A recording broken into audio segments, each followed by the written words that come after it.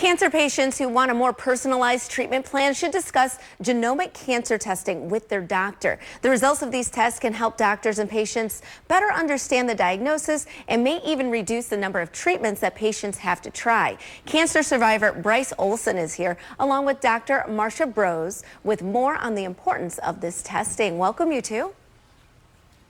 Thanks for having us. Yeah. I want to start with you, Bryce. How did you first learn about this genomic cancer testing? Well, for me, I had to learn the hard way. I went through the standard of care, which is radiation, chemotherapy. It started with surgery, and those standard of care treatments that have been around for a long, long time, unfortunately, just didn't work. And so I started to lose hope and came to terms with my own mortality. It was really dark, and then I got lucky. I discovered genomic cancer testing, and I got a genomic cancer test. It identified what was driving my cancer, and that opened the door to get onto a drug that was a better fit, and it worked. I shut it down for about 2 years. That is amazing. So that test, I was just going to ask how it impacted your treatment, but did it shift the treatment completely, or was it just that they were able to target exactly the type of medication that you needed for your specific cancer?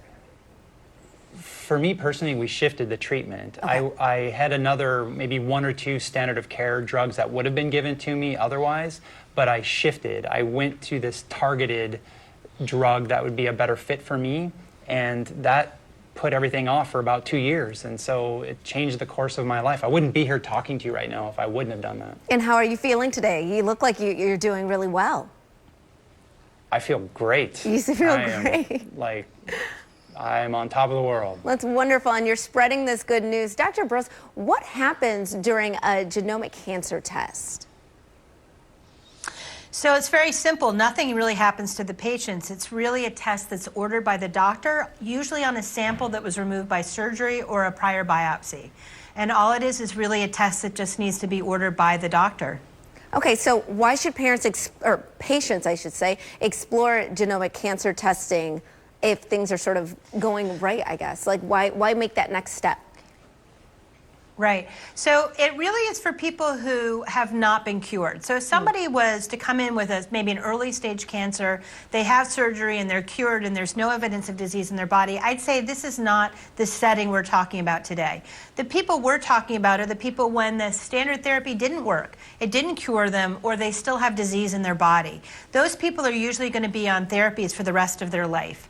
And so by knowing specifically what are the genetic changes that are happening in their cancer, we can sometimes avoid just this sort of blanket one-size-fits-all approach that may help but may often not help, and go right to something that we know will be a good match directly for that patient's tumor. So we can tailor the therapy, and sometimes those therapies actually are more effective and actually have less toxicity. So there's a real reason to find out if there's one of those therapies available. And I'm wondering, is this for every type of cancer or only specific cancers that can be detected with this testing? Right. I'm so glad you asked that, because these genetic mutations are not specific to one cancer type. Now, they may be more prevalent in one cancer or another, but it doesn't matter if you have a certain mutation. It doesn't matter what tissue, for the most part, it comes from. In most cases, if that is paired with a therapy, that therapy will often work regardless of the source of the cancer, whether it started in the prostate or the lung or other places. So it doesn't matter what kind of cancer, you just want to get it tested. And where can our viewers go for more information real quick? So go to testyourcancer.com. It's a great website that Bear just stood up, and it'll help cancer patients understand this. It's a great resource. Well, congratulations to you, Bryce, and good luck moving forward. Dr. Brose, good luck to you as well. Great information. We'll be right back with more Midday Maryland right after this. Stay tuned.